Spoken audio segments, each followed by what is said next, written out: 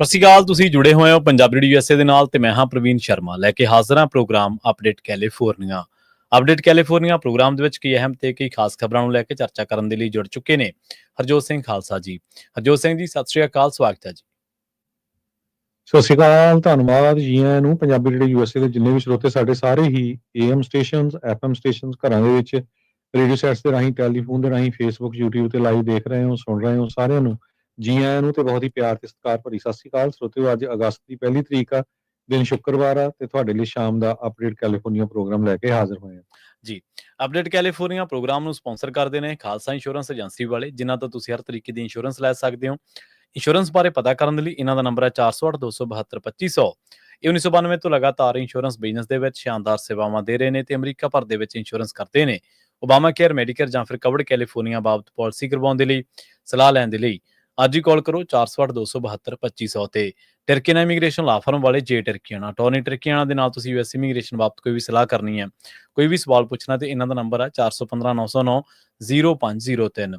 ਗੁਰਦੀਪ ਸਿੰਘ ਬਿਰਦੀ ਕਲੋਵਿਸ, ਮਨਦੀਪ ਸਿੰਘ, ਸੰਦੀਪ ਕੌਰ ਸੈਨ ਹੋਜ਼ੇ, Gurbachan Singh Nagra Sacramento, Balwinder Singh Pawla ਸੈਨ ਹੋਜ਼ੇ, Gurdev Singh Sohal ਐਂਟੀਲਿਓ, Barinder Singh Goyal Yuba city, Avtar Singh ਮੰਜ਼ਲ ਕਲੋਵਿਸ, ਪਰਮਜੀਤ ਸਿੰਘ ਦਾਖਾ Berkeley. ਇਹਨਾਂ ਸਾਰੇ ਹੀ ਸਪਾਂਸਰਸ ਦਾ ਬਹੁਤ ਬਹੁਤ ਧੰਨਵਾਦ। ਤੇ ਜੇਕਰ ਤੁਸੀਂ ਵੀ ਪੰਜਾਬੀ ਰੇਡੀਓ USA ਦੇ ਇਹਨਾਂ ਪ੍ਰੋਗਰਾਮਾਂ ਨੂੰ ਸਪਾਂਸਰ ਕਰਨਾ ਚਾਹੁੰਦੇ ਹੋ ਤਾਂ ਸਟੂਡੀਓ ਦਾ ਨੰਬਰ ਹੈ 408-272-5200 ਜੀ। ਅੱਜ ਦੀਆਂ ਖਬਰਾਂ ਵੱਲ ਚੱਲੀਏ ਤੇ ਪ੍ਰੈਜ਼ੀਡੈਂਟ ਡੋਨਲਡ ਟਰੰਪ ਉਹਨਾਂ ਨੇ ਰਸ਼ੀਆ ਦੇ ਸੰਬੰਧ ਦੇ ਵਿੱਚ ਸਟੇਟਮੈਂਟ ਦਿੱਤੀ ਸੀ ਵੀ ਜਿਹੜੀ ਮੈਂ 50 ਦਿਨਾਂ ਦੀ ਡੈਡਲਾਈਨ ਦਿੱਤੀ ਆ ਉਸ ਨੂੰ ਹੁਣ ਘਟਾ ਕੇ 10 ਤੋਂ 12 ਦਿਨ ਦੇ ਵਿੱਚ ਕਰਨ ਜਾ ਰਹੇ ਆ ਤੇ ਰਸ਼ੀਆ ਵਾਲਿਆਂ ਨੂੰ ਯੂਕਰੇਨ ਦੇ ਨਾਲ ਰਲ ਕੇ ਜਿਹੜੀ ਲੜਾਈ ਆ ਇਹ ਖਤਮ ਕਰ ਦੇਣੀ ਚਾਹੀਦੀ ਆ। ਉਸ ਤੋਂ ਬਾਅਦ ਰਸ਼ੀਆ ਦੇ ਸਾਬਕਾ ਪ੍ਰੈਜ਼ੀਡੈਂਟ ਡਮਿਟਰੀ ਮੈਡਵੇਡੇਵ ਜੋ ਹੈਗੇ ਆ, ਹੁਣ ਇਸ ਟਾਈਮ ਉਹ ਡਿਪਟੀ ਚੇਅਰਮੈਨ ਹੈਗੇ ਆ security council of Russian federation ਦੇ। ਉਹਨਾਂ ਨੇ ਇਹ ਕਿਹਾ ਵੀ ਨਹੀਂ, ਤੁਸੀਂ ਇਹ ਨਾ ਸਮਝੋ ਵੀ ਅਸੀਂ ਈਰਾਨ ਜਾਂ ਇਜ਼ਰਾਈਲ ਹੈਗੇ ਆ। ਸੋ ਇਦਾਂ ਦੀ ਜਿਹੜੀ ਸਟੇਟਮੈਂਟ ਦਿੱਤੀ ਤੇ ਉਹਨੂੰ ਲੈ ਕੇ ਫਿਰ ਸਾਡੇ ਜਿਹੜੇ ਪ੍ਰੈਜ਼ੀਡੈਂਟ ਸਾਹਿਬ ਆ ਕਾਫੀ ਗਰਮ ਹੋ ਗਏ ਤੇ ਉਹਨਾਂ ਨੇ ਕੁਝ ਘੰਟੇ ਪਹਿਲਾਂ ਇਹ ਆਰਡਰ ਕਰ ਦਿੱਤਾ ਵੀ ਜਿਹੜੀਆਂ 2 ਨਿਊਕਲੀਅਰ ਸਬਮਰੀਨਸ ਆ ਉਹਨਾਂ ਨੂੰ ਰੀਪੋਜੀਸ਼ਨ ਕੀਤਾ ਜਾਵੇ। ਸੋ ਉਹਨਾਂ ਨੂੰ ਆਲਰੇਡੀ ਜਿਹੜੀਆਂ ਆ ਉਸ ਏਰੀਏ ਦੇ ਵਿੱਚ ਭੇਜੀਆਂ ਜਾ ਰਹੀਆਂ ਤਾਂ ਕਿ ਕਹਿੰਦੇ ਵੀ ਜਿਹੜੀ ਇਦਾਂ ਦੀ ਸਟੇਟਮੈਂਟ ਦਿੱਤੀ ਹੈਗੀ ਆ ਰਸ਼ੀਆ ਦੇ ਸਾਬਕਾ ਪ੍ਰੈਜ਼ੀਡੈਂਟ ਡਮਿਟਰੀ ਨੇ, ਉਸ ਨੂੰ ਜਿਹੜਾ ਬਿਲਕੁਲ ਟਿਟ ਫॉर ਟੈਟ ਵਾਲਾ ਜਿਹੜਾ ਜਵਾਬ ਆ ਉਹ ਦਿੱਤਾ ਜਾ ਸਕੇ।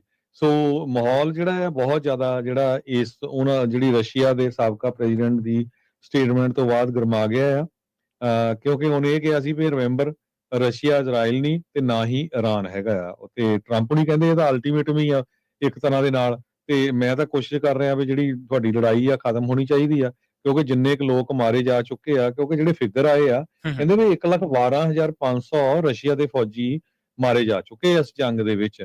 ਤੇ ਜੇ ਯੂਕਰੇਨ ਦੀ ਗੱਲ ਕਰਦੇ ਜਾਈਏ, ਕੱਲੇ ਯੂਕਰੇਨ 'ਚ 8,000 ਫੌਜੀ ਮਾਰੇ ਜਾ ਚੁੱਕੇ ਆ ਜਨਵਰੀ ਤੋਂ ਲੈ ਕੇ ਹੁਣ ਤੱਕ। ਸੋ ਇਸ ਤੋਂ ਬਿਨਾਂ ਬਹੁਤ ਸਾਰੇ ਸਿਵਲੀਅਨ ਵੀ ਮਾਰੇ ਜਾ ਚੁੱਕੇ ਆ। ਸੋ ਇਸ ਸੰਬੰਧ ਦੇ ਵਿੱਚ ਟਰੰਪ ਉਹਨਾਂ ਨੇ ਹੁਣ ਜੋ ਨਿਊਕਲੀਅਰ ਸਬਮਰੀਨਸ ਆ ਉਹਨਾਂ ਨੂੰ ਰੀਪੋਜੀਸ਼ਨ ਕੀਤਾ ਹੈਗਾ ਜੀ। ਬਿਲਕੁਲ। ਉਧਰ ਤਾਜ਼ਾ ਖਬਰ ਦੇ ਮੁਤਾਬਕ ਜਿਹੜੀ ਕਿ ਇਸ ਟਾਈਮ ABC ਨਿਊਜ਼ ਤੋਂ ਆ ਰਹੀ ਹੈ, ਰਸ਼ੀਆ ਨੇ ਲੰਘੇ ਕੁਝ ਘੰਟਿਆਂ ਦੇ ਦੌਰਾਨ 6400 ਡਰੋਨ ਜਿਹੜੇ ਨੇ, ਡਰੋਨ ਮਿਜ਼ਾਈਲਸ ਨੇ, ਉਹ ਯੂਕਰੇਨ ਦੇ ਵਿੱਚ ਦਾਗੀਆਂ ਨੇ, ਜਿਹੜੀਆਂ ਕਿ ਪਿਛਲੇ ਮਹੀਨਿਆਂ ਦੇ ਵਿੱਚ ਕੀਤੇ ਗਏ ਹਮਲਿਆਂ ਤੋਂ ਬਾਅਦ ਕਾਫੀ ਵੱਡਾ ਹਮਲਾ ਜਿਹੜਾ ਮੰਨਿਆ ਜਾ ਰਿਹਾ। ਤੇ ਇਸ ਟਾਈਮ ਇਹ ਪੂਰੀ ਚਰਚਾ ਵੀ ਟਰੰਪ ਦੇ ਇਹਨਾਂ ਕਦਮਾਂ ਤੋਂ ਬਾਅਦ ਵੀ ਰੂਸ ਜਿਹੜਾ ਉਹ ਇਹਨਾਂ ਮਾਮਲਿਆਂ ਦੇ ਵਿੱਚ ਆਪਣਾ ਪੈਰ ਪਿਛਾਂਹ ਨਹੀਂ ਖਿੱਚ ਰਿਹਾ।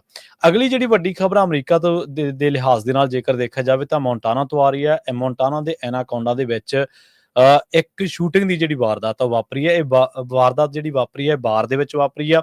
ਇਹਦੇ ਵਿੱਚ 4 ਜਣੇ ਜਿਹੜੇ ਨੇ ਇੱਕ ਸ਼ੱਕੀ ਵੱਲੋਂ ਗੋਲੀਆਂ ਚਲਾ ਕੇ ਬੰਦੂਕਧਾਰੀ ਵੱਲੋਂ ਮਾਰੇ ਗਏ ਨੇ। Montana division of criminal investigation ਨੇ ਕਨਫਰਮ ਕੀਤਾ ਵੀ ਸ਼ੂਟਿੰਗ ਜਿਹੜੀ ਆ ਉਹ ਵਾਪਰੀ ਹੈ ਓਵਲ ਬਾਰ ਹੈ ਐਨਾਕੋਂਡਾ ਦੇ ਵਿੱਚ, ਤੇ ਉੱਥੇ ਇਹ ਸ਼ੂਟਿੰਗ ਦੀ ਜਿਹੜੀ ਵਾਰਦਾਤ ਵਾਪਰੀ ਹੈ। ਉਸ ਤੋਂ ਬਾਅਦ ਇਸ ਦੀ ਜਾਂਚ ਕੀਤੀ ਜਾ ਰਹੀ ਹੈ। ਹਾਲੇ ਤੱਕ ਉਹਨਾਂ ਨੇ ਕਹਿੰਦੇ ਵੀ ਕੋਈ ਵੀ ਜਿਹੜੀਆਂ ਇਸ ਘਟਨਾ ਦੇ ਬਾਰੇ ਜਿਹੜੀਆਂ ਡਿਟੇਲਸ ਨੇ ਉਹ ਰਿਲੀਜ਼ ਨਹੀਂ ਕੀਤੀਆਂ। ਐਨਾਕੋਂਡਾ ਡੀਅਰ ਲੌਜ ਕਾਉਂਟੀ ਜਿਹੜੇ ਲਾਅ ਐਨਫੋਰਸਮੈਂਟ ਡਿਪਾਰਟਮੈਂਟ ਹੈ, ਉਹਨਾਂ ਨੇ ਦੱਸਿਆ ਵੀ ਜਿਹੜਾ ਇਸ ਮਾਮਲੇ ਦੇ ਵਿੱਚ ਸ਼ੱਕੀ ਆ ਉਹਨੂੰ ਆਇਡੈਂਟੀਫਾਈਡ ਕਰ ਲਿਆ ਗਿਆ। ਮਾਈਕਲ ਪੌਲ ਬਰਾਊਨ ਦੇ ਰੂਪ ਦੇ ਵਿੱਚ ਉਹਦੀ ਜਿਹੜੀ ਪਛਾਣ ਹੋਈ ਹੈ ਤੇ ਉਹ ਬੰਦਾ ਹਾਲੇ ਵੀ ਉਹਦੇ ਕੋਲ ਹਥਿਆਰ ਆ ਤੇ ਉਹ ਕਹਿੰਦੇ ਵੀ ਖਤਰਨਾਕ ਜਿਹੜਾ ਉਹ ਹੋ ਸਕਦਾ ਹੈ। ਸੋ ਦੱਸਿਆ ਜਾ ਰਿਹਾ ਵੀ ਇਹ ਬੰਦਾ ਬਾਰ ਦੇ ਨੇੜੇ ਹੀ ਇਹਦੀ ਰਿਹਾਇਸ਼ ਸੀਗੀ ਤੇ ਉਸ ਤੋਂ ਬਾਅਦ ਇਹਨੇ ਕਿਉਂ ਹਮਲਾ ਕੀਤਾ, ਹਮਲੇ ਦੇ ਪਿੱਛੇ ਇਹਦੀ ਮਨਸ਼ਾ ਕੀ ਸੀ। ਹਾਂ, ਕਹਿੰਦੇ ਵੀ ਜੇਕਰ ਕੋਈ ਬੰਦਾ ਉਹਨੂੰ ਦੇਖਦਾ ਤੇ ਉਹਨੂੰ ਅਪਰੋਚ ਨਾ ਕਰੇ। ਡਿਪਾਰਟਮੈਂਟ ਨੇ ਇਹ ਗੱਲ ਕਹੀ ਹੈ, ਜੇਕਰ ਕਿਤੇ ਵੀ ਤੁਹਾਨੂੰ ਮਾਈਕਲ ਪੌਲ ਬਰਾਊਨ ਦਾ ਨਾਂ ਦਾ ਇਹ ਬੰਦਾ ਨਜ਼ਰ ਆਵੇ ਤਾਂ ਤੁਰੰਤ ਤੁਸੀਂ 911 ਕਾਲ ਕਰਨੀ ਆ। ਅਥਾਰਟੀ ਜਿਹੜੀਆਂ ਨੇ ਉਹ ਇਸ ਸ਼ੱਕੀ ਦੇ ਬਾਬਤ ਜਿਹੜੀਆਂ ਉਹ ਐਨਾਕੋਂਡਾ ਦੇ ਜਿਹੜੇ ਹੋਰ ਇਲਾਕੇ ਨੇ ਉਹਨਾਂ ਦੇ ਵਿੱਚ ਵੀ ਇਸ ਟਾਈਮ ਸਰਚ ਕਰ ਰਹੀਆਂ ਨੇ। ਕ੍ਰਿਮੀਨਲ ਜਿਹੜੀ division of criminal investigation team ਆ, ਉਹਨਾਂ ਨੇ ਵੀ ਕਿਹਾ ਵੀ ਅਸੀਂ ਉਹਦੇ ਨਾਲ ਸੰਬੰਧਿਤ ਜਿਹੜੇ ਲੋਕ ਨੇ, ਜਿਹੜੇ ਉਹਦੇ ਨਾਲ ਰਾਬਤੇ ਦੇ ਵਿੱਚ ਸੀਗੇ ਜਾਂ ਜਿਨ੍ਹਾਂ ਲੋਕਾਂ ਕੋਲੇ ਉਹ ਜਾ ਸਕਦਾ, ਜਾਂ ਜਿੱਥੇ ਕਿਤੇ ਉਹਦੀ ਕੋਈ ਟਰੈਵਲ ਹਿਸਟਰੀ ਆ, ਜਾਂ ਲੰਘੇ ਘੰਟਿਆਂ ਦੇ ਵਿੱਚ ਉਹਦੀਆਂ ਇੰਟਰਨੈਟ ਤੇ ਕੀ ਜਿਹੜੀਆਂ ਗਤੀਵਿਧੀਆਂ ਸੀਗੀਆਂ, ਸਰਗਰਮੀਆਂ ਸੀਗੀਆਂ, ਇਹਨਾਂ ਸਾਰੇ ਕਾਸੇ ਤੇ ਅਸੀਂ ਨਜ਼ਰ ਜਿਹੜੀ ਆ ਰੱਖੀ ਹੋਈ ਹੈ ਤੇ ਅਸੀਂ ਇਹਦੇ ਬਾਬਤ ਜਿਹੜੀ ਜਾਂਚ ਆ ਕਰ ਰਹੇ ਹਾਂ। ਪਰ ਹਾਲੇ ਤੱਕ ਇਹ ਪਤਾ ਨਹੀਂ ਲੱਗਿਆ ਜਾਂ ਇਹ ਜਿਹੜੀਆਂ ਡਿਟੇਲਸ ਰਿਲੀਜ਼ ਨਹੀਂ ਕੀਤੀਆਂ ਗਈਆਂ ਕਿ ਇਹ ਜਿਹੜਾ ਬਰਾਊਨ ਨਾਂ ਦਾ ਬੰਦਾ ਇਹਨੇ ਇਸ ਇੰਨਾ ਜ਼ਿਆਦੇ ਖਤਰਨਾਕ ਹਮਲਾ ਜਿਹੜਾ ਕਿਉਂ ਕੀਤਾ, ਕਿਉਂਕਿ ਹਲੇ ਵੀ ਕਈ ਲੋਕ ਜਿਹੜੇ ਜ਼ਖਮੀ ਦੱਸੇ ਜਾ ਰਹੇ ਨੇ, ਪਰ 4 ਜਿਹੜੀਆਂ ਡੈਥਸ ਨੇ ਉਹ ਕਨਫਰਮ ਹੋ ਚੁੱਕੀਆਂ ਨੇ ਜੀ। ਅਗਲੀ ਖਬਰ ਵੱਲ ਚਲੀਏ ਤੇ corporation for public broadcasting CPB ਉਹਨਾਂ ਨੇ ਅੱਜ ਅਨਾਉਂਸ ਕੀਤਾ ਹੈ ਵੀ ਉਹ ਆਪਣੇ ਆਪਰੇਸ਼ਨ ਸ਼ਟ ਡਾਊਨ ਕਰਨ ਜਾ ਰਹੇ ਹੈਗੇ ਆ। ਪ੍ਰੈਜ਼ੀਡੈਂਟ ਟਰੰਪ ਤੇ US ਦੀ ਕਾਂਗਰਸ ਨੇ ਉਹਨਾਂ ਦਾ ਜਿਹੜਾ ਬਹੁਤ ਸਾਰਾ ਜਿਹੜਾ ਮਨੀ ਆ ਉਹ ਕੱਟ ਕਰ ਦਿੱਤਾ ਹੈ ਫੰਡਿੰਗ, ਤੇ ਜਿਹੜੀ ਕਾਰਪੋਰੇਸ਼ਨ ਫਾਰ ਪਬਲਿਕ ਬ੍ਰੌਡਕਾਸਟਿੰਗ ਆ CPB ਇਹ ਫੰਡਿੰਗ ਕਰਦੀ ਹੈਗੀ ਆ NPR ਤੇ PBS ਨੂੰ। ਜੀ ਆਪਾਂ ਸਾਰੇ NPR ਜਾਂ PBS ਸੁਣਦੇ ਆ, ਬਹੁਤ 60 ਸਾਲਾਂ ਤੋਂ ਜਿਹੜੇ ਇਹ ਇੰਨਾ ਵਧੀਆ ਜਿਹੜਾ ਪ੍ਰੋਗਰਾਮ ਲੈ ਕੇ ਆਉਂਦੇ ਸੀ। ਸੋ ਹੁਣ ਕਿਉਂਕਿ ਜੇ ਫੰਡਿੰਗ ਨਾ ਹੋਈ ਤੇ ਕਿਉਂਕਿ ਪ੍ਰੈਜ਼ੀਡੈਂਟ ਟਰੰਪ ਹੁਣੀ ਪਹਿਲਾਂ ਹੀ ਕਹਿੰਦੇ ਸੀ ਵੀ NPR ਨੂੰ ਬੰਦ ਕਰਨਾ ਆ, ਤੇ ਹੁਣ ਜਦੋਂ ਡੈਮੋਕ੍ਰੇਟ ਵੀ ਨਾਲ ਰਲ ਗਏ ਤੇ ਉਹ ਜਿਹੜੀ ਫੰਡਿੰਗ ਆ ਬੰਦ ਹੋ ਗਈ। ਤੇ ਅੱਜ CPB ਦੇ ਪ੍ਰੈਜ਼ੀਡੈਂਟ ਤੇ CEO ਪੈਟਰੀਸ਼ੀਆ ਹੈਰੀਸਨ ਨੇ ਇਹ ਦੱਸਿਆ ਵੀ ਹੁਣ ਰਿਐਲਿਟੀ ਇਹੀ ਆ ਵੀ ਸਾਨੂੰ ਜਿਹੜੇ ਆਪਰੇਸ਼ਨ ਆ ਕਲੋਜ਼ ਕਰਨੇ ਪੈਣਗੇ, ਤੇ ਉਹਨਾਂ ਨੇ ਆਪਣੇ EMPLOYEES ਨੂੰ ਵੀ ਕਹਿ ਦਿੱਤਾ ਵੀ ਸਤੰਬਰ ਮਹੀਨੇ 'ਚ ਸਾਰਿਆਂ ਦੀਆਂ ਛੁੱਟੀਆਂ ਹੋ ਜਾਣਗੀਆਂ। ਸੋ ਇਹ ਜਿਹੜੀ CPB ਆ ਸਭ ਤੋਂ ਜ਼ਿਆਦਾ ਫੰਡਿੰਗ ਗਵਰਨਮੈਂਟ ਇਹਨਾਂ ਨੂੰ ਦਿੰਦੀ ਸੀ CPB ਨੂੰ, ਤੇ CPB ਅੱਗੇ ਜਿਹੜੀ ਆ NPR PBS ਇਹਨਾਂ ਨੂੰ ਦਿੰਦੀ ਸੀ। ਸੋ ਉਹਨਾਂ ਦੀ ਜਿਹੜੀ ਕੀ ਪੋਜੀਸ਼ਨ ਹੋਊਗੀ, ਕਿਉਂਕਿ ਇਹ ਪਤਾ ਨਹੀਂ ਅਜੇ ਪਿਛਲੇ ਦਿਨਾਂ ਦੇ ਵਿੱਚ NPR ਦੀ CEO ਕੈਥਰੀਨ ਮਾਹਿਰ ਤੇ PBS ਦੀ CEO ਪੌਲਾ ਕਰਗਰ ਇਹਨਾਂ ਨੇ ਕੈਪੀਟਲ ਹਿੱਲ ਦੇ ਉੱਤੇ ਟੈਸਟੀਫਾਈ ਵੀ ਕੀਤਾ ਸੀਗਾ। ਕਾਫੀ ਟਫ ਕੁਐਸਚਨਸ ਇਹਨਾਂ ਨੂੰ ਰਿਪਬਲਿਕਨ ਵੱਲੋਂ ਆਏ ਸੀ, ਕਿਉਂਕਿ ਉਹ ਕਹਿ ਰਹੇ ਸੀ ਵੀ ਤੁਸੀਂ ਬਹੁਤ ਫਾਰ ਲੈਫਟ ਆਈਡੀਓਲੋਜੀ ਨੂੰ ਪ੍ਰਮੋਟ ਕਰ ਰਹੇ ਹੈਗੇ ਆ। ਪਰ ਉਹ ਤੋਂ ਬਾਅਦ ਜਿਹੜੀ ਹੁਣ ਫੰਡਿੰਗ ਬੰਦ ਹੋ ਗਈ ਤੇ ਅਲਟੀਮੇਟਲੀ ਜਿਹੜੇ ਆ ਇਹ ਸਟੇਸ਼ਨਸ ਬੰਦ ਹੋ ਜਾਣਗੇ ਜੀ। ਅਗਲੀ ਗੱਲ ਕਰੀਏ ਆਪਾਂ ਕੈਲੀਫੋਰਨੀਆ ਦੀ। ਕੈਲੀਫੋਰਨੀਆ ਦੇ ਵਿੱਚ ਮਿਨੀਮਮ ਵੇਜ ਨੂੰ ਲੈ ਕੇ ਹਮੇਸ਼ਾ ਚਰਚਾ ਰਹੀ ਹੈ, ਪੋਲੀਟੀਕਲ ਜਿਹੜੇ ਗਲਿਆਰੇ ਨੇ ਉਹਨਾਂ ਦੇ ਵਿੱਚ ਵੀ ਤੇ ਲੋਕਾਂ ਦੇ ਵਿੱਚ ਵੀ। ਹੁਣ ਜਿਹੜੇ ਕੈਲੀਫੋਰਨੀਆ ਦੇ ਮਿਨੀਮਮ ਵੇਜ ਨੇ ਉਹ ਇੱਕ ਵਾਰ ਫਿਰ ਤੋਂ ਜਿਹੜੇ 40 ਸੈਂਟ ਤੱਕ ਇਨਕਰੀਜ਼ ਕੀਤੇ ਜਾ ਰਹੇ ਨੇ, ਜਿਹੜੇ ਕਿ ਪਹਿਲਾਂ $16.50 ਪ੍ਰਤੀ ਘੰਟੇ ਦੇ ਹਿਸਾਬ ਦੇ ਨਾਲ ਸੀਗੇ। ਹੁਣ ਉਹ ਆਉਣ ਵਾਲੇ ਸਾਲ ਦੇ ਵਿੱਚ $16.90 ਪ੍ਰਤੀ ਘੰਟੇ ਦੇ ਪਰ ਆਵਰ ਦੇ ਹਿਸਾਬ ਦੇ ਨਾਲ ਹੋ ਜਾਣਗੇ। ਜਿਹੜਾ ਗਵਰਨਰ ਤੇ ਲੈਜਿਸਲੇਟਿਵ ਜਿਹੜੀ ਲੀਡਰਸ ਨੇ ਉਹਨਾਂ ਨੂੰ ਇਹ ਜਿਹੜਾ ਕੈਲੀਫੋਰਨੀਆ ਡਿਪਾਰਟਮੈਂਟ ਆਫ ਫਾਈਨੈਂਸ ਹੈ ਉਹਨਾਂ ਨੇ ਨੋਟੀਫਾਈਡ ਕਰ ਦਿੱਤਾ ਹੈ, ਇਹਨੂੰ ਬਕਾਇਦਾ ਇੱਕ ਲੈਟਰ ਭੇਜ ਕੇ। ਕੈਲੀਫੋਰਨੀਆ ਦੇ ਵਿੱਚ ਜਿਹੜੇ ਕਿ ਮਿਨੀਮਮ ਵੇਜ ਆ ਉਹ 2023 ਦੇ ਵਿੱਚ ਇਨਕਰੀਜ਼ ਕੀਤੇ ਗਏ ਸੀਗੇ। ਸਟੇਟ ਲਾਅ ਜਿਹੜਾ ਉਹ ਇਸ ਗੱਲ ਨੂੰ ਪਾਬੰਦ ਕਰਦਾ ਵੀ ਹਰ ਇੱਕ ਸਾਲ ਜਿਹੜਾ ਇਹਨੂੰ ਅਗਸਤ 1 ਤੋਂ ਜਿਹੜਾ ਉਹ ਐਡਜਸਟ ਕੀਤਾ ਜਾਵੇ, ਇਹਦੇ ਵਿੱਚ ਵਾਧਾ ਕੀਤਾ ਜਾਵੇ। ਡਿਪਾਰਟਮੈਂਟ ਆਫ ਜਿਹੜਾ ਫਾਈਨਾਂਸ ਆ ਉਹਦੇ ਡਾਇਰੈਕਟਰ ਨੇ ਇਹ ਕੈਲਕੂਲੇਸ਼ਨ ਕੀਤੀ ਹੈ ਤੇ ਐਡਜਸਟ ਕੀਤਾ ਮਿਨੀਮਮ ਵੇਜ। ਉਹ ਕਹਿੰਦੇ ਵੀ ਘੱਟੋ ਘੱਟ ਬਾਹਲਾ ਨਹੀਂ ਤਾਂ 3.5% ਜਿਹੜਾ ਜਾਂ ਕੋਈ ਜਿਸ ਤਰੀਕੇ ਦੇ ਨਾਲ ਇਹ, ਕਿਉਂਕਿ ਇਸ ਤਰ੍ਹਾਂ ਨਹੀਂ ਹੈ। US ਜਿਹੜਾ ਕੰਜ਼ਿਊਮਰ ਪ੍ਰਾਈਸ ਇੰਡੈਕਸ ਆ ਜਾਂ ਅਰਬਨ ਵੇਜ ਅਰਨਰ ਆ ਜਿਹੜੇ ਜਾਂ ਕਲੈਰੀਕਲ ਵਰਕਰਸ ਆ ਉਹਨਾਂ ਦੀ ਸਾਰੀ ਜਿਹੜੀ ਸੈਲਰੀ ਆ ਜਾਂ ਪਰ ਆਵਰ ਦੇ ਹਿਸਾਬ ਦੇ ਨਾਲ, ਜਾਂ ਇਹ ਜਿਹੜਾ US ਕੰਜ਼ਿਊਮਰ ਪ੍ਰਾਈਸ ਇੰਡੈਕਸ ਆ ਇਹਦੇ ਹਿਸਾਬ ਦੇ ਨਾਲ ਉਹ ਕਹਿੰਦੇ ਵੀ ਇਹਦੇ ਵਿੱਚ ਵਾਧਾ ਜਿਹੜਾ ਉਹ ਕੀਤਾ ਜਾਂਦਾ। ਆਪਾਂ ਦੇਖਿਆ ਵੀ ਗਵਰਨਰ ਨਿਊਸਮ ਵੈਸੇ ਤਾਂ ਉਹ ਮਤਲਬ ਡੈਮੋਕ੍ਰੇਟ ਜਿਹੜੇ ਨੇ ਉਹਨਾਂ ਦੇ ਬੜੇ ਗੁਣ ਗਾਉਂਦੇ ਨੇ, ਉਹਨਾਂ ਦੀ ਬੜੀ ਸ਼ਲਾਘਾ ਕਰਦੇ ਨੇ, ਪਰ ਆਪਾਂ ਨੂੰ ਪਤਾ ਹੀ ਹੈ ਵੀ ਕੈਲੀਫੋਰਨੀਆ ਦੇ ਵਿੱਚ ਜਿਹੜੀ ਮਹਿੰਗਾਈ ਹੈ ਤੇ ਕੈਲੀਫੋਰਨੀਆ ਦੇ ਵਿੱਚ ਜਿਹੜਾ ਕ੍ਰਾਈਮ ਆ ਇਹਨੇ ਜਿਹੜੇ ਛੋਟੇ ਬਿਜ਼ਨੈਸਿਸ ਆ ਜਾਂ ਹੋਰ ਤਰੀਕਿਆਂ ਦੇ ਨਾਲ ਲੋਕਾਂ ਦੀ ਜਿਹੜੀ ਇਨਵੈਸਟਮੈਂਟ ਆ ਉਹ ਬਹੁਤ ਬੁਰੇ ਤਰੀਕੇ ਦੇ ਨਾਲ ਪ੍ਰਭਾਵਿਤ ਕੀਤੀ ਆ। ਬੇਸ਼ੱਕ ਮਿਨੀਮਮ ਵੇਜ ਵੱਧ ਜਾਣਗੇ ਪਰ ਸ਼ਾਇਦ ਇੰਨੇ ਕੰਪੀਟ ਉਹ ਨਹੀਂ ਕਰ ਸਕਣਗੇ ਕਿ ਉਹ ਮਹਿੰਗਾਈ ਦਾ ਜਿਹੜਾ ਇਲਾਕਾ ਉਹ ਤੋੜ ਸਕਣ ਜਾਂ ਮਹਿੰਗਾਈ ਦੇ ਨਾਲ ਉਹ ਕਿਸੇ ਤਰੀਕੇ ਦੇ ਨਾਲ ਮੁਕਾਬਲਾ ਕਰ ਸਕਣ ਜੀ। ਅਗਲੀ ਖਬਰ ਵੱਲ ਚਲੀਏ ਤੇ ਕੈਲੀਫੋਰਨੀਆ ਦਾ ਜਿਹੜਾ UC ਸਿਸਟਮ ਆ, ਯੂਨੀਵਰਸਿਟੀ ਆਫ ਕੈਲੀਫੋਰਨੀਆ, ਉਹਦੇ ਐਡਮਿਸ਼ਨ ਜੋ 2025 ਦੇ ਹੋਏ ਆ ਫਾਲ ਦੇ ਲਈ, ਉਹ ਸਟੂਡੈਂਟਸ ਲਈ ਬੜੀ ਗੁੱਡ ਨਿਊਜ਼ ਆ। 77% ਸਟੂਡੈਂਟਸ ਐਕਸੈਪਟ ਹੋਏ ਆ। ਵੱਖ-ਵੱਖ 9 ਦੇ ਕਰੀਬ ਜਿਹੜੇ UC ਹੈਗੀਆਂ, ਜਿੱਦਾਂ UC ਬਰਕਲੇ, UC ਇਰਵਾਈਨ ਜਿੱਦਾਂ ਟੋਟਲ ਜਿਹੜੀਆਂ ਇਹਨਾਂ ਦੀਆਂ ਯੂਸੀ ਸਿਸਟਮ ਦੇ ਅੰਡਰ ਯੂਨੀਵਰਸਿਟੀਜ਼ ਆਉਂਦੀਆਂ ਹੈਗੀਆਂ, ਇਹ ਪਿਛਲੇ ਸਾਲਾਂ ਨਾਲੋਂ ਲਗਭਗ 6-7% ਅਪ ਹੈਗਾ। ਸੋ ਇਹ ਸਟੂਡੈਂਟਸ ਦੇ ਲਈ ਗੁੱਡ ਆ। ਇਹ ਕਾਰਨ ਕੀ ਆ? ਇਹ ਵੀ ਹੋ ਸਕਦਾ ਵੀ ਬਾਹਰਲੇ ਮੁਲਕਾਂ ਤੋਂ ਜਿਹੜੇ ਲੋਕ ਆ ਜਾਂ ਸਟੂਡੈਂਟ ਇਸ ਵਾਰੀ ਘੱਟ ਆਏ ਹੈਗੇ ਆ, ਪਰ ਜਿਹੜੇ ਯੂਸੀ ਸਿਸਟਮ ਦੇ ਚਾਂਸਲਰ ਹੈਗੇ ਉਹਨਾਂ ਨੇ ਇਹ ਕਿਹਾ ਵੀ ਸਾਡਾ ਮੇਨ ਮਕਸਦ ਇਹ ਹੈਗਾ ਵੀ ਵੱਧ ਤੋਂ ਵੱਧ ਜਿਹੜੇ ਬੱਚਿਆਂ ਨੂੰ ਯੂਸੀ ਸਿਸਟਮ ਦੇ ਵਿੱਚ ਐਡਮਿਟ ਕੀਤਾ ਜਾਵੇ ਤਾਂ ਕਿ ਉਹ ਗ੍ਰੈਜੂਏਟ ਹੋਣ, ਬਾਅਦ ਦੇ ਵਿੱਚ ਵਧੀਆ ਜਿਹੜੀਆਂ ਜੌਬਸ ਆ ਉਹ ਲੱਭਣ। ਕੈਲੀਫੋਰਨੀਆ 'ਚ ਕਹਿੰਦੇ ਕੋਈ ਸ਼ਾਰਟੇਜ ਨਹੀਂ ਹੈਗੀ ਬ੍ਰਿਲੀਅੰਟ ਸਟੂਡੈਂਟਸ ਦੀ ਜੋ ਐਜੂਕੇਸ਼ਨਲ ਓਪਰਚੁਨਿਟੀ ਚਾਹੁੰਦੇ ਹੈਗੇ ਆ, ਤੇ ਅਸੀਂ ਕਹਿੰਦੇ ਟੌਪ ਆਫ ਦਾ ਲਿਸਟ ਹੈਗੇ ਆ ਯੂਸੀ ਸਿਸਟਮ ਦੇ ਵਿੱਚ। ਸੋ ਪਰ ਸਾਡੀ ਕੋਸ਼ਿਸ਼ ਇਹੀ ਆ ਵੱਧ ਤੋਂ ਵੱਧ ਜਿਹੜੇ ਕੁਆਲੀਫਾਈਡ ਸਟੂਡੈਂਟਸ ਹੈਗੇ ਆ ਉਹਨਾਂ ਨੂੰ ਯੂਸੀ ਐਜੂਕੇਸ਼ਨ ਦਿੱਤੀ ਜਾਵੇ। ਇਹ ਜਿਹੜੇ ਹੈਨ ਮੀ ਯੂਨ ਵੂ ਯੂਸੀ ਦੇ ਐਸੋਸੀਏਟ ਵਾਈਸ ਪ੍ਰੋਵੋਸਟ ਹੈਗੇ ਆ ਤੇ ਐਗਜ਼ੀਕਿਊਟਿਵ ਡਾਇਰੈਕਟਰ ਹੈਗੇ ਫॉर ਅੰਡਰ ਗ੍ਰੈਜੂਏਟ ਐਡਮਿਸ਼ਨਸ ਦੇ, ਤੇ ਕਹਿੰਦੇ ਵੀ ਅਸੀਂ ਪ੍ਰਾਊਡ ਹੈਗੇ ਆ ਉਹਨਾਂ ਜਿਹੜੇ ਬੱਚਿਆਂ ਦੇ ਉੱਤੇ ਜਿਨ੍ਹਾਂ ਨੂੰ ਯੂਨੀਵਰਸਿਟੀ ਆਫ ਕੈਲੀਫੋਰਨੀਆ ਦੇ ਵਿੱਚ ਐਡਮਿਸ਼ਨ ਮਿਲਿਆ ਹੈਗਾ। ਜੀ, ਅਗਲੀ ਗੱਲ ਕਰੀਏ ਯੂਨੀਵਰਸਿਟੀ ਆਫ ਕੈਲੀਫੋਰਨੀਆ ਦੀ ਲਾਸ ਐਂਜਲਸ ਦੀ। ਆਪਾਂ ਦੇਖਿਆ ਜਦੋਂ ਤੋਂ ਟਰੰਪ ਜਿਹੜੇ ਨੇ ਉਹ ਦੂਜੀ ਵਾਰ ਸੱਤਾ ਦੇ ਵਿੱਚ ਆਏ ਨੇ ਤਾਂ ਉਸ ਤੋਂ ਬਾਅਦ ਜਿਹੜੇ ਵਿਦਿਅਕ ਅਦਾਰੇ ਨੇ, ਐਜੂਕੇਸ਼ਨਲ ਇੰਸਟੀਚਿਊਟਸ ਨੇ ਅਮਰੀਕਾ ਦੇ ਵਿੱਚ, ਉਹਨਾਂ ਦੇ ਨਾਲ ਲਗਾਤਾਰ ਤਣਾਅ ਚੱਲ ਰਿਹਾ। ਪਿਛਲੇ ਦਿਨਾਂ ਦੇ ਵਿੱਚ ਆਪਾਂ ਹਾਰਵਰਡ ਯੂਨੀਵਰਸਿਟੀ ਦੇ ਲਿਹਾਜ਼ ਦੇ ਨਾਲ ਖਬਰਾਂ ਜਿਹੜੀਆਂ ਨੇ ਉਹ ਸਾਂਝੀਆਂ ਕੀਤੀਆਂ ਸੀਗੀਆਂ ਵੀ ਕਿਸ ਤਰੀਕੇ ਦੇ ਨਾਲ ਪ੍ਰਬੰਧਨ ਜਿਹੜਾ ਉਹਨੇ ਲਾਸੂਟ ਫਾਈਲ ਕਰ ਦਿੱਤਾ ਤੇ ਜਿਹੜੇ ਟਰੰਪ ਐਡਮਿਨਿਸਟ੍ਰੇਸ਼ਨ ਹੈ ਉਹਨਾਂ ਨੇ ਇਹਨਾਂ ਦੇ ਫੰਡ ਰੋਕ ਦਿੱਤੇ ਨੇ। ਹੁਣ ਤਾਜ਼ਾ ਖਬਰ ਦੇ ਮੁਤਾਬਕ university of California Los Angeles ਉਹਨਾਂ ਨੇ ਦੋਸ਼ ਲਾਇਆ ਵੀ ਜਿਹੜੀ ਟਰੰਪ ਐਡਮਿਨਿਸਟ੍ਰੇਸ਼ਨ ਹੈ ਇਹਨਾਂ ਨੇ ਸਾਡੇ 339 ਮਿਲੀਅਨ ਜਿਹੜੇ ਫੰਡ ਨੇ ਉਹ ਫ੍ਰੀਜ਼ ਕਰ ਰੱਖੇ ਨੇ। ਇਹ ਫੰਡ ਜਿਹੜੇ ਨੇ ਉਹ ਰਿਸਰਚ ਗ੍ਰਾਂਟਸ ਨੇ ਜਿਹੜੀਆਂ ਕਿ ਵੱਖ-ਵੱਖ ਸਮੇਂ ਦੇ ਦੌਰਾਨ ਯੂਨੀਵਰਸਿਟੀ ਨੂੰ ਮਿਲਣੀਆਂ ਸੀਗੀਆਂ। UCLA ਨੇ ਇਹ ਦੋਸ਼ ਲਾਇਆ ਵੀ ਸਕੂਲ ਆਫ ਸਿਵਲ ਰਾਈਟਸ ਜਿਹੜੀਆਂ ਨੇ ਉਹ ਵਾਇਲੇਸ਼ਨਸ ਹੋਈਆਂ ਨੇ ਤੇ ਉਹਦੇ ਵਿੱਚ ਇਹਨਾਂ ਨੇ ਇਹ ਗੱਲ ਕਹੀ ਆ ਵੀ ਸਾਡੇ ਜਿਹੜੇ ਪ੍ਰੋਗਰਾਮ ਨੇ ਖਾਸ ਕਰਕੇ ਔਰਤਾਂ ਦੀ ਸਪੋਰਟਸ ਦੇ ਨਾਲ ਜਾਂ ਹੋਰ ਜਿਹੜੇ ਰਿਸਰਚ ਬੇਸਡ ਜਿਹੜੇ ਪ੍ਰੋਗਰਾਮ ਨੇ ਉਹ ਪ੍ਰਭਾਵਿਤ ਹੋਏ ਨੇ। ਫੈਡਰਲ ਗਵਰਨਮੈਂਟ ਨੇ ਇਹ ਜਿਹੜੇ ਫੰਡ ਨੇ ਇਹ ਉਦੋਂ ਰੋਕੇ ਨੇ ਜਦੋਂ ਪ੍ਰਾਈਵੇਟ ਕਾਲਜਸ ਜਿਹੜੇ ਸੀਗੇ ਜਾਂ ਇਸ ਯੂਨੀਵਰਸਿਟੀ ਦੇ ਜਿਹੜੇ ਪ੍ਰੋਗਰਾਮ ਸੀਗੇ ਜਿਨ੍ਹਾਂ ਦੇ ਉੱਤੇ ਦੋਸ਼ ਲੱਗਿਆ ਸੀਗਾ ਵੀ ਇਹਨਾਂ ਦੇ ਵਿੱਚ ਜਿਹੜੇ ਇਹਨਾਂ ਪ੍ਰੋਗਰਾਮਾਂ ਦੀ ਜਿਹੜੀ ਪੂਰੀ ਮਿਆਰ ਆ ਜਾਂ ਕਹਿ ਲਓ ਕਿ ਜਿਹੜੀਆਂ ਸ਼ਰਤਾਂ ਨੇ ਉਹ ਪੂਰੀਆਂ ਨਹੀਂ ਕੀਤੀਆਂ ਗਈਆਂ। UCLA ਨੇ ਆਪਣੀ ਤਰਫੋਂ ਇਹ ਕਿਹਾ ਕਿ 240 ਮਿਲੀਅਨ ਜਿਹੜੇ ਕਿ ਡਿਪਾਰਟਮੈਂਟ ਆਫ ਹੈਲਥ ਤੇ ਐਂਡ ਹਿਊਮਨ ਸਰਵਿਸ ਤੋਂ ਮਿਲਣੇ ਸੀਗੇ ਤੇ ਨੈਸ਼ਨਲ ਇੰਸਟੀਚਿਊਟ ਆਫ ਹੈਲਥ ਜਾਂ ਹੋਰ ਜਿਹੜੇ ਅਦਾਰਿਆਂ ਤੋਂ ਰਾਹੀਂ ਪ੍ਰਾਪਤ ਹੋਣੇ ਸੀਗੇ ਜਾਂ ਉਹਨਾਂ ਤੇ ਖਰਚੇ ਜਾਣੇ ਸੀਗੇ। ਇਹਨਾਂ ਦੇ ਵਿੱਚ ਉਹ ਕਹਿੰਦੇ ਵੀ ਕਿਤੇ ਵੀ ਕੋਈ ਕੁਤਾਹੀ ਜਾਂ ਕਿਤੇ ਵੀ ਕੋਈ ਸ਼ਿਕਾਇਤ ਇਸ ਤਰ੍ਹਾਂ ਦੀ ਨਹੀਂ ਹੈ ਜਿਹਦੇ ਵਿੱਚ ਇਹ ਕਿਹਾ ਜਾ ਸਕੇ ਕਿ ਫੰਡ ਜਿਹੜੇ ਰੋਕਣੇ ਜਾਇਜ਼ ਹੈ। ਦੂਜੀ ਜਿਹੜੇ ਪਾਸੇ ਟਰੰਪ ਐਡਮਿਨਿਸਟ੍ਰੇਸ਼ਨ ਹੈ ਇਸ ਮਾਮਲੇ ਦੇ ਵਿੱਚ ਉਹਨਾਂ ਨੇ ਪਿੱਛੇ ਜਿਹੀ ਇੱਕ ਐਲਾਨ ਕੀਤਾ ਸੀ ਜਿਹਦੇ ਵਿੱਚ ਉਹਨਾਂ ਨੇ US ਡਿਪਾਰਟਮੈਂਟ ਆਫ ਜਸਟਿਸ ਦਾ ਜਿਹੜਾ ਸਿਵਲ ਰਾਈਟ ਡਿਵੀਜ਼ਨ ਹੈ ਉਹਨੇ ਇਸ ਗੱਲ ਦਾ ਦਾਅਵਾ ਭਰਿਆ ਸੀ, ਸ਼ਾਦੀ ਭਰੀ ਸੀ ਕਿ UCLA ਜਿਹੜਾ ਉਹ ਲਗਾਤਾਰ ਦੋ ਚੀਜ਼ਾਂ ਨੂੰ ਵਾਇਲੇਟ ਕਰ ਰਿਹਾ। ਇੱਕ ਤਾਂ ਇਕੁਅਲ ਪ੍ਰੋਟੈਕਸ਼ਨ ਕਲੌਜ਼ ਆ ਜਿਹੜਾ 14th ਅਮੈਂਡਮੈਂਟ ਦਾ, ਤੇ ਦੂਜਾ ਜਿਹੜਾ ਉਹ ਪ੍ਰੋਗਰਾਮਾਂ ਦੇ ਬਾਰੇ ਜਿਹੜੀ ਉਹਨਾਂ ਦੇ ਲਾਗਤਾਂ ਨੇ ਉਹਨਾਂ ਦੇ ਉੱਤੇ ਕੰਟਰੋਲ ਦਾ।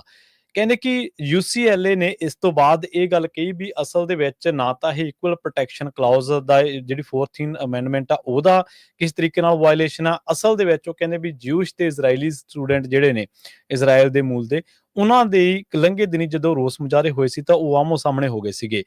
ਹੁਣ ਲਾਸਟ ਵੀਕ ਕੋਲੰਬੀਆ ਜਿਹੜੀ ਉਹਨੇ ਐਗਰੀ ਕੀਤਾ ਵੀ ਅਸੀਂ 200 ਮਿਲੀਅਨ ਜਿਹੜਾ ਸੈਟਲਮੈਂਟ ਆ ਰਿਜ਼ੋਲਵ ਆ ਇਨਵੈਸਟੀਗੇਸ਼ਨਸ ਦਾ ਉਹਨਾਂ ਦੇ ਰਾਹੀਂ ਭੁਗਤਾਨ ਕਰਾਂਗੇ। ਪਰ ਜਿਹੜੀ ਟਰੰਪ ਐਡਮਿਨਿਸਟ੍ਰੇਸ਼ਨ ਹੈ ਉਹਨਾਂ ਨੇ ਪਲਾਨ ਕੀਤਾ ਵੀ ਜਿਹੜੀ ਕੋਲੰਬੀਆ ਯੂਨੀਵਰਸਿਟੀ ਆ ਉਹਦੇ ਨਾਲ ਤਾਂ ਡੀਲ ਬਣ ਜੂਗੀ ਪਰ ਅਸਲ ਦੇ ਵਿੱਚ ਉਹ UCLA ਦੇ ਨਾਲ ਕਿਸੇ ਵੀ ਤਰ੍ਹਾਂ ਦੀ ਡੀਲ ਬਣਦੀ ਜਿਹੜੀ ਉਹ ਨਜ਼ਰ ਨਹੀਂ ਆਉਂਦੀ। UCLA ਵੱਲੋਂ ਤਾਜ਼ਾ ਦੋਸ਼ਾਂ ਦੇ ਮੁਤਾਬਕ 339 ਮਿਲੀਅਨ ਦੀ ਜਿਹੜੀ ਇਹਨਾਂ ਦੇ ਫੰਡ ਆ ਉਹ ਫ੍ਰੀਜ਼ ਕਰ ਦਿੱਤੇ ਗਏ ਆ। ਇਹ ਰਿਸਰਚ ਗ੍ਰਾਂਟਸ ਦੇ ਰੂਪ ਦੇ ਵਿੱਚ ਯੂਨੀਵਰਸਿਟੀ ਨੂੰ ਮਿਲਣੇ ਸੀਗੇ। ਜੀ, ਕੈਲੀਫੋਰਨੀਆ ਦੇ ਗਵਰਨਰ ਗੈਬਨ ਨਿਊਸਮ ਹੁਣੀ ਇੱਕ ਸਪੈਸ਼ਲ ਇਲੈਕਸ਼ਨ ਕਾਲ ਕਰ ਸਕਦੇ ਆ ਤਾਂ ਕਿ ਜਿਹੜੇ ਕੈਲੀਫੋਰਨੀਆ ਦੇ ਕਾਂਗਰੈਸ਼ਨਲ ਮੈਪਸ ਆ ਉਹਨਾਂ ਨੂੰ ਰੀਡਰਾ ਕੀਤਾ ਜਾ ਸਕੇ। ਟੈਕਸਸ ਦੇ ਵਿੱਚ ਇਹ ਗੱਲਬਾਤ ਚੱਲ ਰਹੀ ਹੈਗੀ ਆ। ਟਰੰਪ ਐਡਮਿਨਿਸਟ੍ਰੇਸ਼ਨ ਟਰੰਪ ਹੁਣੀ ਖਾਸ ਕਰਕੇ ਕਿਉਂਕਿ ਟੈਕਸਸ ਦੇ ਗਵਰਨਰ ਐਬਟ ਹੁਣੀ ਉਹਨਾਂ ਦੇ ਦੋਸਤ ਆ ਤੇ ਉਹ ਉਹਨਾਂ ਦੀ ਕੋਸ਼ਿਸ਼ ਆ ਵੀ ਜਿਹੜੇ ਕੁਛ ਜੋ ਡੈਮੋਕ੍ਰੇਟ ਉੱਥੇ ਕਾਂਗਰਸਮੈਨ ਹੈਗੇ ਆ ਉਹਨਾਂ ਦੇ ਜਿਹੜੇ ਏਰੀਏਜ਼ ਨੂੰ ਰੀਡਿਸਟ੍ਰਿਕਟਿੰਗ ਕੀਤੀ ਜਾਵੇ ਜਿਹਦੇ ਨਾਲ GOP ਵਾਲੇ ਹੋਰ ਜਿਹੜੀ ਮੈਜੋਰਿਟੀ ਬਣਾ ਰੱਖਣ ਕਿਉਂਕਿ ਉਸ ਨੂੰ ਦੇਖਦੇ ਹੋਏ ਜੋ ਗੈਬਨ ਨਿਊਸਮ ਹੁਣੀ ਕਹਿੰਦੇ ਆ ਵੀ ਜੇ ਟੈਕਸਸ ਆਪਣੀ ਇਸੇ ਤਰ੍ਹਾਂ ਦੀ ਪਲਾਨ ਦੇ ਵਿੱਚ ਅੱਗੇ ਚੱਲ ਗਿਆ ਤੇ ਆਪਾਂ ਵੀ ਇਹੀ ਕੁਝ ਕਰਾਂਗੇ ਕਿਉਂਕਿ ਕਹਿੰਦੇ ਵੀ ਆਉਣ ਵਾਲੇ 2 ਸਾਲ ਜਿਹੜੇ ਆ ਨਵੰਬਰ ਜਦੋਂ ਅਗਲੇ ਸਾਲ ਇਲੈਕਸ਼ਨ ਹੋਣੀ ਆ ਉਹ ਬਹੁਤ ਹੀ ਕ੍ਰਿਟੀਕਲ ਆ ਤੇ ਜੇ ਕਾਂਗਰਸ ਦੇ ਵਿੱਚ ਮੈਜੋਰਿਟੀ ਇਸੇ ਤਰ੍ਹਾਂ ਬਣੀ ਰਹੀ ਤੇ ਹੋਰ 2 ਸਾਲ ਜਿਹੜਾ ਆ ਕੈਲੀਫੋਰਨੀਆ ਦੇ ਨਾਲ ਜਿਹੜਾ ਵਰਤਾਅ ਆ ਟਰੰਪ ਐਡਮਿਨਿਸਟ੍ਰੇਸ਼ਨ ਦਾ, ਉਹ ਬਿਲਕੁਲ ਡਿਫਰੈਂਟ ਰਹੂਗਾ। ਉਹ ਆਪਾਂ ਦੇਖਦੇ ਹੀ ਆ ਵੀ ਕਾਫੀ ਇਹਨਾਂ ਦਾ ਖੜਕੀ ਹੋਈ ਹੈਗੀ ਆ ਦੋਨਾਂ ਦੇ ਵਿੱਚ। ਸੋ ਕਹਿੰਦੇ ਵੀ ਮਿਡ ਟਰਮ ਰਿਜੈਕਸ਼ਨ ਜੋ ਆ ਉਹ ਸਹੀ ਨਹੀਂ ਹੈ, ਕਰਨੀ ਨਹੀਂ ਚਾਹੀਦੀ, ਪਰ ਜੇ ਟੈਕਸਸ ਕਰੂਗਾ ਤੇ ਅਸੀਂ ਵੀ ਕਰਾਂਗੇ। ਇਸ ਤੋਂ ਬਿਨਾਂ ਓਹਾਇਓ ਇੱਕ ਹੋਰ ਰੈੱਡ ਸਟੇਟ ਹੈਗੀ ਆ, ਉਹ ਵੀ ਕੋਸ਼ਿਸ਼ ਕਰ ਰਹੇ ਹੈਗੇ ਆਪਣੇ ਜਿਹੜੇ ਮੈਪਸ ਆ ਉਹਨਾਂ ਨੂੰ ਰੀਡਰਾ ਕਰਨ ਦੇ ਲਈ। ਮਜ਼ੂਰੀ ਜਿਹੜਾ ਆ ਤੇ ਇੰਡੀਆਨਾ ਉਹ ਵੀ ਕੋਸ਼ਿਸ਼ ਕਰ ਰਹੇ ਹੈਗੇ ਆ। ਸੋ ਜੇ ਉਹ ਕਰਦੇ ਆ ਤੇ ਕੈਲੀਫੋਰਨੀਆ ਦੇ ਵਿੱਚ ਵੀ, ਕਿਉਂਕਿ ਕੈਲੀਫੋਰਨੀਆ ਡੈਮੋਕ੍ਰੇਟ ਮੈਜੋਰਿਟੀ ਵਾਲੀ ਸਟੇਟ ਆ, ਤੇ ਇੱਥੇ ਚਾਂਸਸ ਹੋਰ ਆ ਵੀ ਹੋਰ ਜਿਹੜੇ ਡੈਮੋਕ੍ਰੇਟ ਕਾਂਗਰਸ ਮੈਨ ਜਾਂ ਕਾਂਗਰਸ ਵੂਮਨ ਹੈਗੇ ਆ ਉਹ ਜਿੱਤ ਸਕਦੇ ਹੈਗੇ ਆ। ਜੀ, ਅਗਲੀ ਜਿਹੜੀ ਖਬਰ ਆ ਫ੍ਰੈਜ਼ਨੋ ਤੋਂ ਆ ਰਹੀ ਆ। ਫ੍ਰੈਜ਼ਨੋ ਦੇ ਵਿੱਚ ਫ੍ਰੈਜ਼ਨੋ ਬੇਸਡ ਜਿਹੜੀ ਮੈਟਰਸ ਰਿਟੇਲਰ ਜਿਹੜੀ ਕੰਪਨੀ ਆ, ਮੈਟਰਸ ਲੈਂਡ ਦੇ ਨਾਲ ਜਾਣੀ ਜਾਂਦੀ ਆ, ਉਹਨਾਂ ਨੇ ਹੁਣ ਆਪਣੇ ਜਿਹੜੇ 15 ਸਟੋਰ ਆ ਉਹ ਬੰਦ ਕਰ ਦਿੱਤੇ ਆ, ਜਿਨ੍ਹਾਂ ਦੇ ਵਿੱਚ ਵੈਸਟਰਨ ਯੂਐਸ ਦੇ ਇਲਾਕਿਆਂ ਦੇ ਵਿੱਚ ਵੀ ਜਿਹੜੇ ਸਟੋਰ ਉਹ ਪੈਂਦੇ ਨੇ।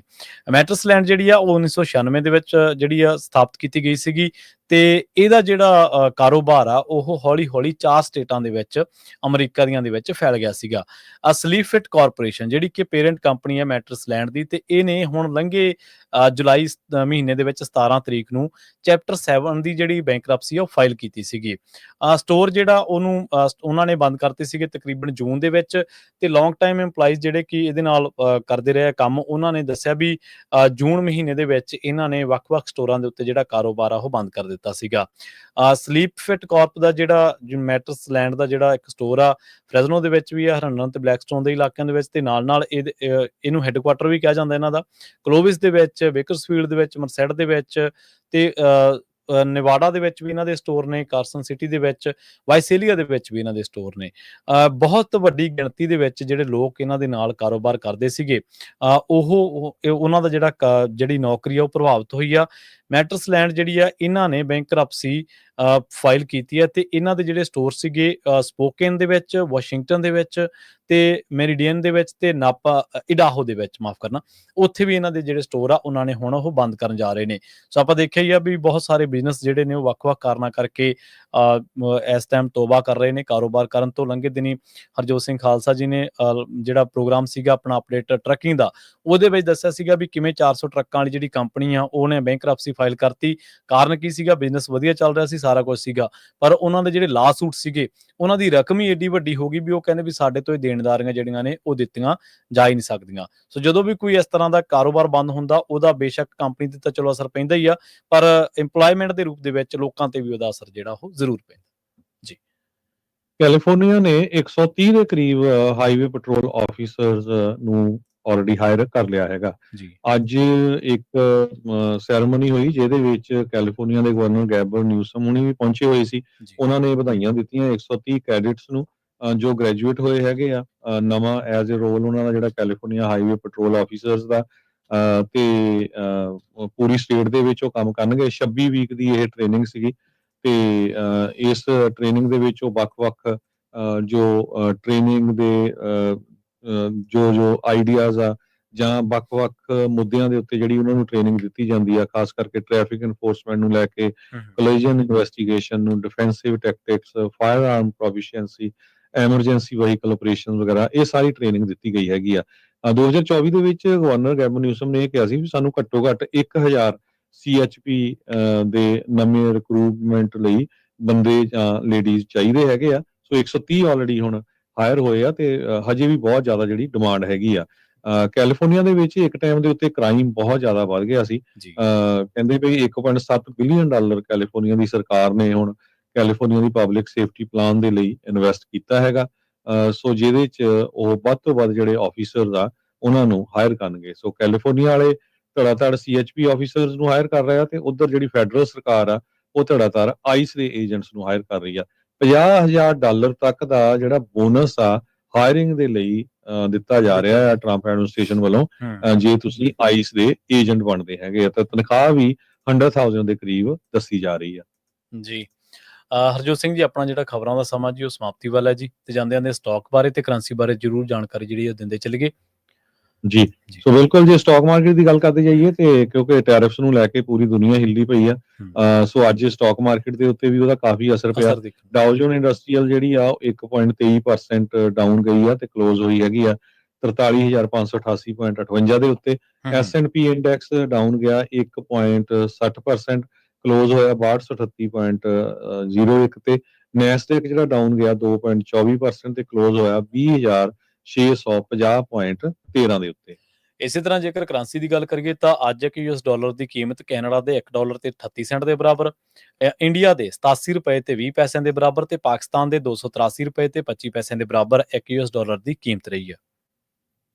ਜੀ, ਸੋ ਇੱਕ ਵਾਰੀ ਫੇਰ ਜਾਂਦੇ ਜਿੰਨੇ ਵੀ ਜਿਹੜੇ ਸਾਡੇ ਸਰੋਤੇ ਆ ਉਹਨਾਂ ਨੂੰ ਦੱਸਦੇ ਜਾਈਏ, ਬੇਨਤੀ ਆ ਵੀ ਇਸ ਐਤਵਾਰ ਨੂੰ ਲਗਭਗ ਸਾਰੇ ਹੀ ਗੁਰੂ ਘਰਾਂ ਦੇ ਵਿੱਚ ਜਿਹੜੀ ਸਿਗਨੇਚਰ ਡਰਾਈਵ ਚੱਲ ਰਹੀ ਹੈਗੀ ਆ, ਜੋ SV 509 ਬਿੱਲ ਨੂੰ ਲੈ ਕੇ ਹੈਗਾ ਆ, ਟਰਾਂਸਨੈਸ਼ਨਲ ਰਿਪਰੈਸ਼ਨ ਵਾਲਾ ਜੋ ਬਿੱਲ ਆ, ਕੈਲੀਫੋਰਨੀਆ ਦੀ ਅਸੈਂਬਲੀ ਨੇ ਹਜੇ ਪਾਸ ਕਰਨਾ ਆ, ਇੱਕ ਕਮੇਟੀ ਦੇ ਕੋਲ ਆ। ਪਿਛਲੀ ਵਾਰੀ ਉਹ ਜਿਹੜੇ ਕਾਫੀ ਕੁਝ ਚੇਂਜ ਕਰਨ ਦੀ ਕੋਸ਼ਿਸ਼ ਕੀਤੀ ਗਈ ਸੀ, ਉਸ ਤੋਂ ਬਾਅਦ ਜਿਹੜੀਆਂ ਸਿੱਖ ਜਥੇਬੰਦੀਆਂ, ਆਮ ਲੋਕ ਬਹੁਤ ਐਕਟਿਵ ਹੋਏ ਆ। ਸੋ ਹੁਣ ਕਿਸੇ ਵੱਲ ਦੇਖਿਓ ਨਾ, ਉਹਦੇ ਜਿਹੜੇ ਲਿੰਕ ਆ ਆਪਾਂ ਪੰਜਾਬੀ ਰੇਡੀਓ USA ਦੀ ਫੇਸਬੁੱਕ ਤੇ ਵੀ ਪਾਏ ਹੋਆ।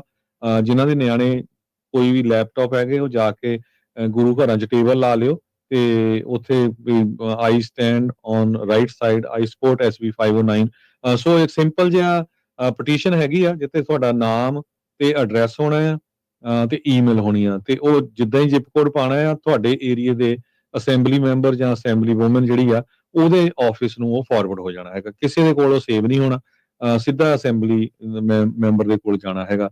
ਸੋ ਪਲੀਜ਼ ਪਰਿਵਾਰਾਂ ਸਮੇਤ ਵੱਧ ਤੋਂ ਵੱਧ ਹਜ਼ਾਰਾਂ ਦੀ ਗਿਣਤੀ ਦੇ ਵਿੱਚ ਸਾਈਨ ਹੋਣੇ ਚਾਹੀਦੇ ਆ, ਕਿਉਂਕਿ ਸਵੇਰੇ ਆਪਾਂ ਖਬਰ ਸਾਂਝੀ ਕੀਤੀ ਸੀ ਕੈਨੇਡਾ ਤੋਂ ਬਾਅਦ ਅਮਰੀਕਾ ਨੇ ਪੂਰੀ ਤਰ੍ਹਾਂ ਐਕਸਪੋਜ਼ ਕਰਨ ਤੋਂ ਬਾਅਦ ਇੰਗਲੈਂਡ ਵਾਲਿਆਂ ਨੇ ਹੁਣ ਕਹਿਤਾ ਹੈ ਵੀ ਜਿਹੜਾ ਟਰਾਂਸਨੈਸ਼ਨਲ ਆਪਰੇਸ਼ਨ ਭਾਰਤ ਦੀ ਸਰਕਾਰ ਕਰ ਰਹੀ ਆ, 12 ਮੁਲਕਾਂ ਦੇ ਵਿੱਚ ਉਹਨੇ ਇੰਡੀਆ ਦਾ ਨਾਂ ਇਨਕਲੂਡ ਕੀਤਾ ਹੈ। ਕੈਲੀਫੋਰਨੀਆ ਦੇ ਵਿੱਚ ਬਹੁਤ ਜ਼ਰੂਰੀ ਬਿੱਲ ਹੈਗਾ ਆ, ਤੇ ਵੱਧ ਤੋਂ ਵੱਧ ਜਿਹੜੇ ਆ ਇਸ ਬਿੱਲ ਦੀ ਸਪੋਰਟ ਦੇ ਵਿੱਚ ਸਾਈਨ ਕਰੋ। ਜੀ, ਸੋ ਪ੍ਰੋਗਰਾਮ ਅਪਡੇਟ ਕੈਲੀਫੋਰਨੀਆ ਨੂੰ ਆਪਾਂ ਇੱਥੇ ਹੀ ਸਮਾਪਤ ਕਰਦੇ ਹਾਂ। ਪੰਜਾਬੀ ਰੇਡੀਓ USA ਦੇ ਉੱਤੇ ਪ੍ਰੋਗਰਾਮਾਂ ਦਾ ਸਿਲਸਿਲਾ ਲਗਾਤਾਰ ਜਾਰੀ ਹੈ। ਜੁੜੇ ਰਹੋ ਪੰਜਾਬੀ ਰੇਡੀਓ USA ਦੇ ਨਾਲ, ਪੰਜਾਬੀ TV USA ਦੇ ਨਾਲ, ਤੇ ਅੱਗੇ ਤੁਸੀਂ ਪੰਜਾਬੀ ਰੇਡੀਓ USA ਦੇ ਉੱਤੇ ਸਰਵਣ ਕਰੋਗੇ ਸ਼ਾਮ ਦੇ ਦੀਵਾਨ, ਤੇ ਉਸ ਤੋਂ ਬਾਅਦ ਪ੍ਰੋਗਰਾਮ ਖਬਰ ਤੇ ਨਜ਼ਰ ਦੇ ਵਿੱਚ ਆਪਣੀ ਮੁਲਾਕਾਤ ਹੋਵੇਗੀ। ਬਹੁਤ ਬਹੁਤ ਧੰਨਵਾਦ, ਸਤਿ ਸ੍ਰੀ ਅਕਾਲ।